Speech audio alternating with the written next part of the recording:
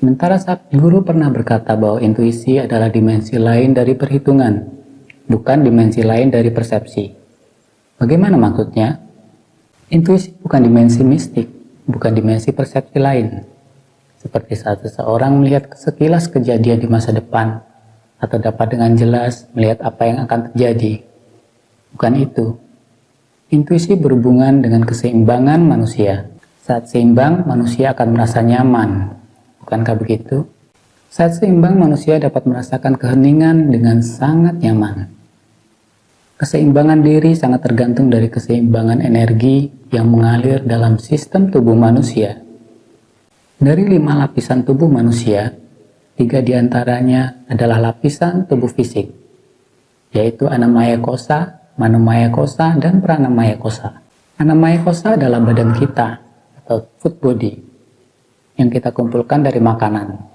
Manomaya Kosa adalah tubuh mental, dan Pranamaya Kosa adalah tubuh energi. Ketiga bagian tubuh ini memiliki memori sendiri yang berbeda pada tiap manusia. Energi dalam tubuh kita juga memiliki memori. Memori ini yang menentukan perilaku energi dalam tubuh kita. Keseimbangan energi ini menentukan apakah manusia dapat dengan tenang menghadapi setiap masalah ataupun situasi yang kompleks, atau sebaliknya, stres dengan setiap masalah kecil dalam hidupnya. Berbicara tentang energi, erat kaitannya dengan nadi atau jalan, dan titik pertemuan dari energi dalam tubuh. Nadi ini adalah jalur di mana energi melewatinya. Ini bukan seperti aliran darah atau urat syaraf. Nadi tidak berbentuk fisik. Energi dalam tubuh tidak memerlukan kabel, namun ada jalur tertentu yang selalu dilewatinya. Jalur inilah yang disebut nadi.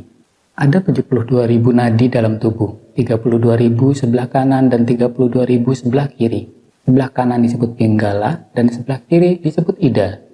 Seperti yang dijelaskan saat guru, ada transisi dan pergeseran dominasi energi dalam tubuh dari kanan ke kiri dan sebaliknya dari kiri ke kanan dalam rentang waktu 40 menit. Yang kemudian disusul dengan pergeseran dominasi nafas pada 8 menit selanjutnya. Semakin baik kesehatan tubuh, semakin cepat pergeseran dominasi nafas terjadi. Pergeseran energi dari ida dan pinggala dan sebaliknya. Pergeseran ini terjadi pada waktu-waktu tertentu, 4 kali dalam 1 hari.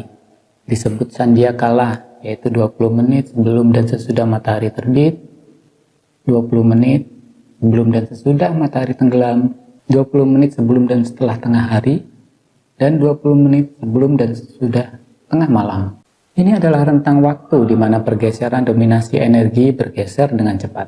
Maka, pada waktu zona-zona senja ini sering dipilih untuk latihan spiritual. Pagi, sore, siang, maupun tengah malam. Karena pada saat-saat tersebut, lebih mudah untuk mendapatkan keseimbangan antara ida dan pinggala. Intuisi dapat keluar saat kita tenang. Ketenangan terjadi saat kita merasa nyaman.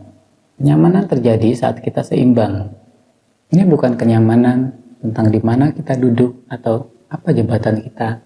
Kenyamanan yang kita maksud di sini adalah kenyamanan dalam sistem tubuh kita.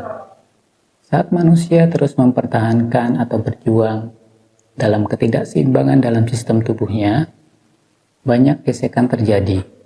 Seperti kita tahu, satu hal mendasar dalam membuat suatu desain adalah membuatnya seminimal mungkin tanpa gesekan. Kalau bisa, bebas gesekan. Sehingga sistem akan berjalan untuk waktu yang lama dengan sedikit perawatan. Sistem tanpa gesekan ini sebenarnya sudah ada dalam tubuh manusia. Tidak ada as dan bearing dalam tubuh. Tidak ada piston dalam ruang bakar seperti dalam kendaraan bermotor. Semua organ menggantung tanpa baut dan mur. Hanya saja banyak faktor telah menjadikan sistem ini saling bergesekan, seperti amarah, dendam, kebencian, kekhawatiran, ketakutan, iri, dengki, dan banyak drama psikologis lainnya yang terjadi.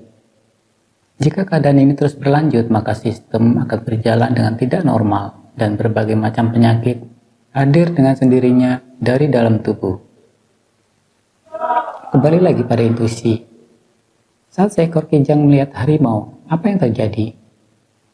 Kijang itu langsung berlari dan berusaha menyelamatkan diri. Apakah itu intuisi? Bukan, itu disebut insting. Begitu juga saat manusia mendeteksi akan adanya sebuah ancaman, maka tindakan yang diambilnya biasanya adalah manifestasi dari instingnya. Intuisi dapat dikatakan dalam tiap-tiap manusia memiliki memori atau informasi masing-masing. Informasi itu yang digunakan untuk menghitung dan mempertimbangkan tindakan apa yang akan diambil untuk mengatasi suatu situasi. Perhitungan itu bisa memiliki banyak langkah.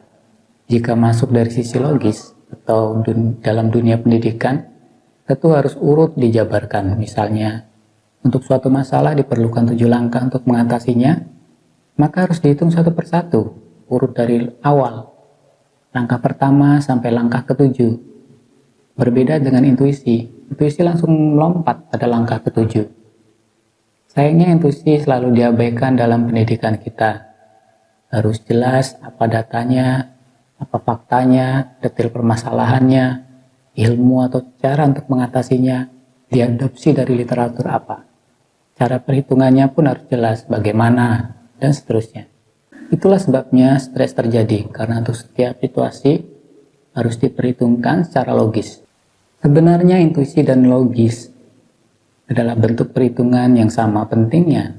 Keduanya harus seimbang, seperti kanan dan kiri, pinggala dan ida, siang dan malam, maskulin dan feminim, matahari dan bulan, dan lain sebagainya. Hanya saja untuk dapat melewati situasi yang kompleks dengan tenang, diperlukan lebih banyak perhitungan dari dimensi intuisi. Jika tidak, akan terlalu banyak perhitungan logis yang harus diperhitungkan, dan itu akan menjadikan stres. Sekian dulu pembahasan mengenai intuisi, semoga bermanfaat.